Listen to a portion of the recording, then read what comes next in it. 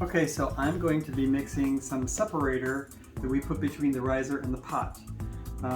Usually I have this mixed for us, and I will have some for this class, but I think it's important to know how to mix it yourself. So what I use is a 50% alumina hydrate, 50% EPK, or Edgar plastic kaolin is what it's called. Some people like to use 100% EPK, others like to use 100% alumina hydrate, and I like to use a 50-50 blend. So each has its own benefit, and you will have to just try it and see which one you like best. When I'm mixing, I have a container for the dry mix, and then what we do is we sieve it. So you want a small screen. This is a 40 mesh. You can also use a 60 or 80 mesh. It just takes longer to go through. So I'm going to start out by, first of all, I would have a mask on normally when mixing anything that's powdery. But for this batch, I'm just going to go ahead and do it. So 1 scoop of alumina hydrate, 1 scoop of EPK. So we're going volumetric rather than by weight. So I'm going to do another scoop of EPK, and then another scoop of alumina hydrate. Now I kind of like more alumina hydrate than EPK, so I'm going to do another scoop just for good measure. So it's very scientific. Yeah, it's really, really scientific. So you really want to try to create the least amount of powder in the air, but I do like to kind of blend this a little bit, and if you use a whisk, you just kind of move that around and bring that together. That's really all you need to do. So it's not all alumina hydrate or all EPK. All right, so now I'm ready to screen it into the container that I will eventually add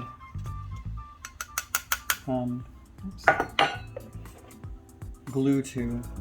So I'm just going to use a brush to force that through. You might wonder, why am I screening this and why am I screening it dry? Well, I'm screening it dry because when it's wet with glue, you don't want to put it through a screen. And you want to put it through a screen because you don't want all those little nodules or bumps that won't mix in with the glue, because they'll clog up your little nozzle if you're putting it in a squeeze bottle. So I'm going to continue this, and I will be right back when I'm ready to add the glue. Okay, so now I'm just about done with this. You can see there's just a few lumps that didn't make it through, and I'm okay with just leaving those there. But if you look underneath here, you can see that it's nice and powdery. Now what I want to do is I'm going to add the glue. So I'm going to create a little well. You really don't have to do it this way, but I like doing it this way, and I'm going to, like Keith said earlier, it's very scientific. So I just add a ton of glue, and I like that because I want a lot of this mixture to burn away to make it easier to remove from the pot later. So this first stir you want to do slowly so you don't pick up a lot of dust.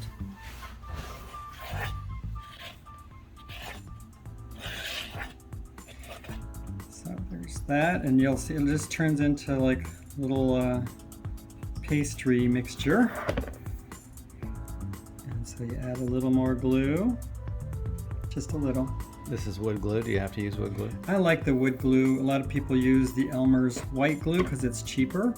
I just think this sticks better. You know, I've seen too many people in my class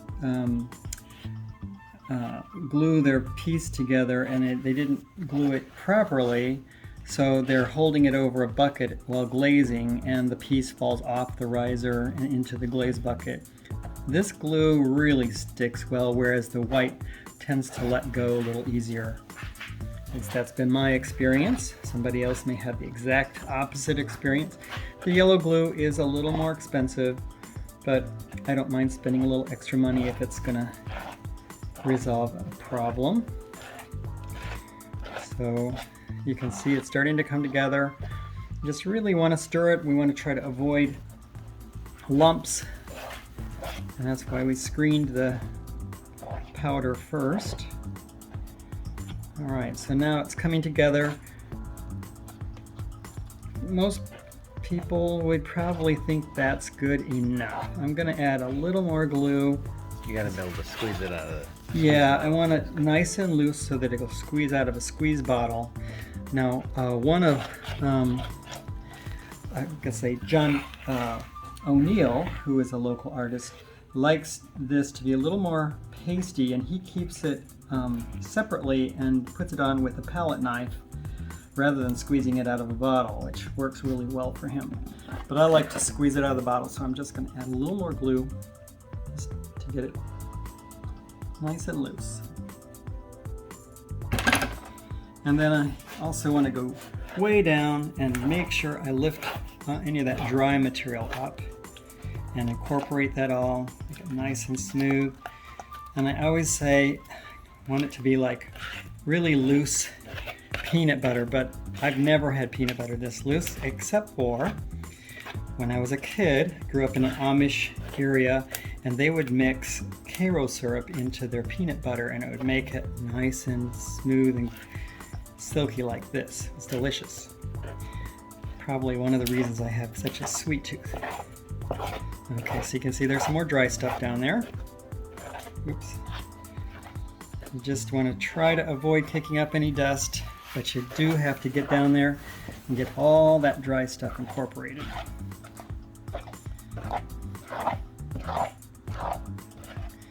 Okay, so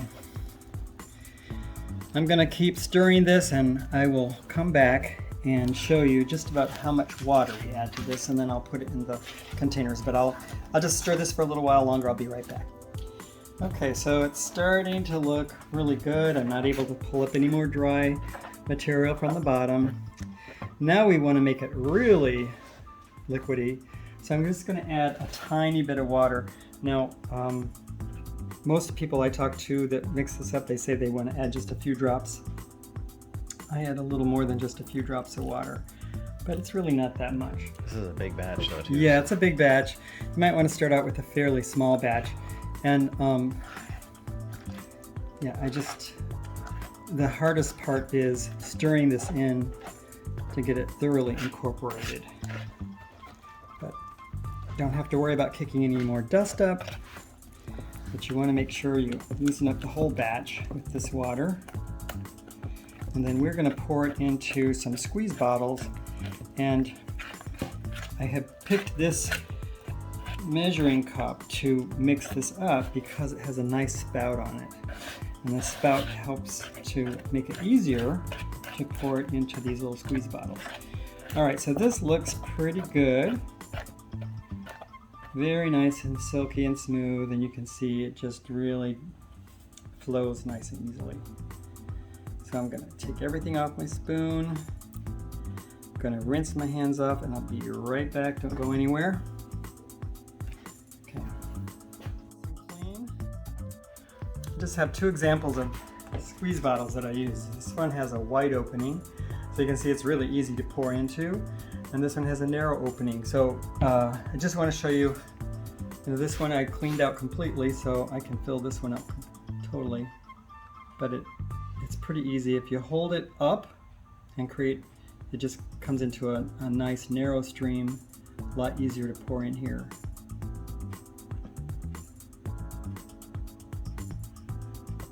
Okay. Fill this one up. And I'll leave these at the art center, so you'll have some glue for your risers. So I'm going to fill these up, and once I get them filled, I'll be back and I'll show you how we put the glue on the risers. Okay, so now, before we get to the gluing part, I want to talk to you about the riser and the catch tray. I throw them together, but if you're just doing the riser, you still want to make sure that the piece matches perfectly, all right? So what we're going to do is, that probably would seal pretty well, But we're going to just grind both of these surfaces just to make sure there's no space between these two pieces.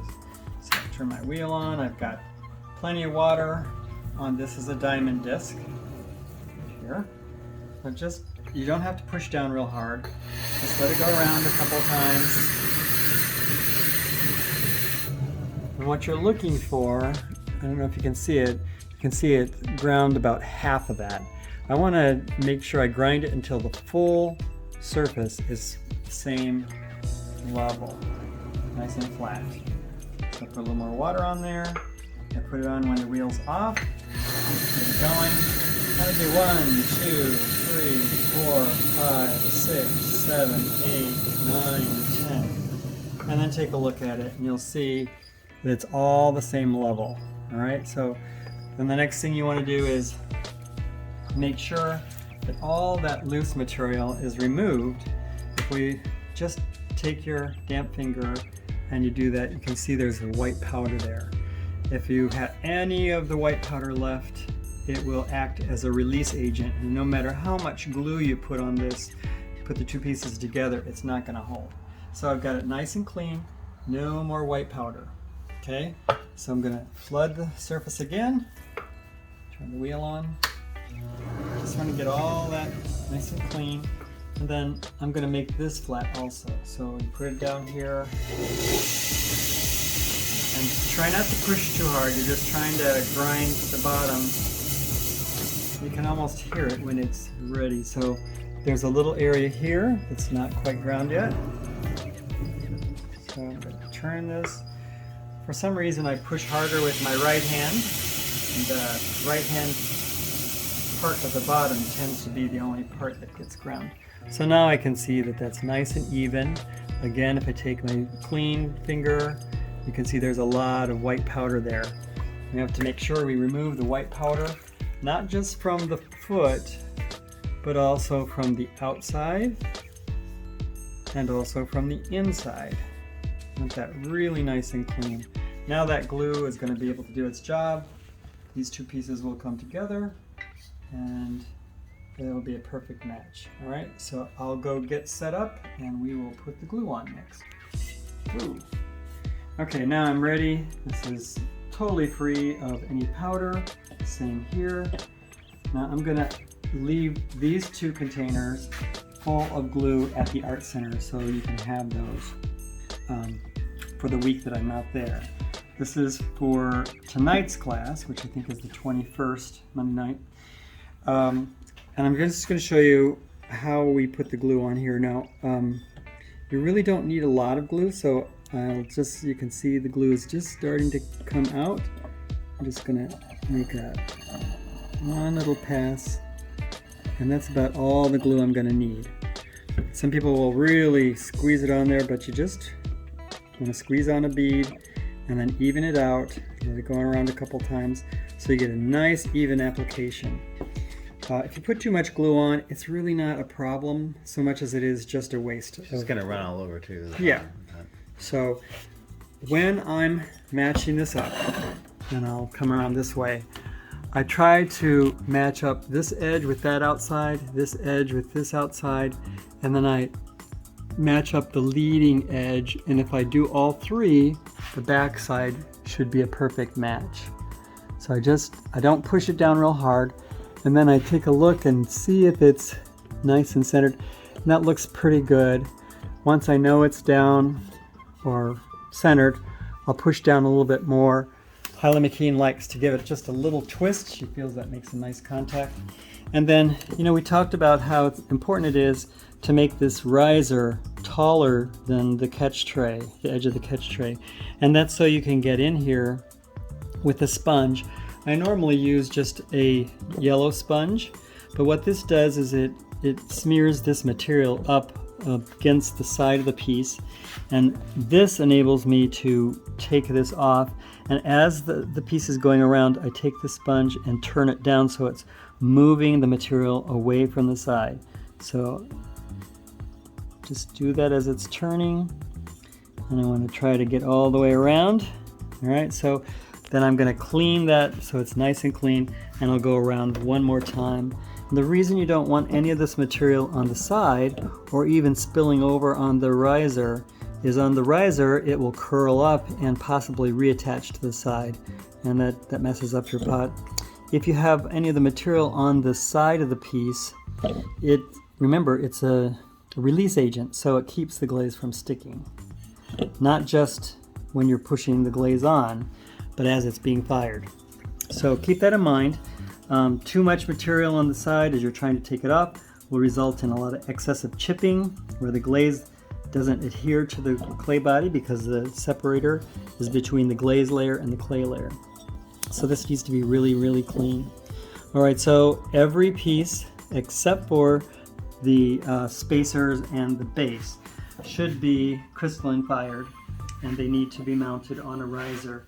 I will have some risers glaze night, which if you don't make it to the 21st, the 28th is a bonus night, and Marianne will be there, and you'll be able to sand the pieces and mount the pieces and get them ready for glazing. But I will bring all of that with me glaze night, but it takes away from your ability to really focus on glazing. So I like to have you have all of this done. Sanding, mounting, cleaning, all done. And so when we show up for glaze night, you can really focus on just glazing. All right, so if I don't see you on the 21st, I will see you December 5th.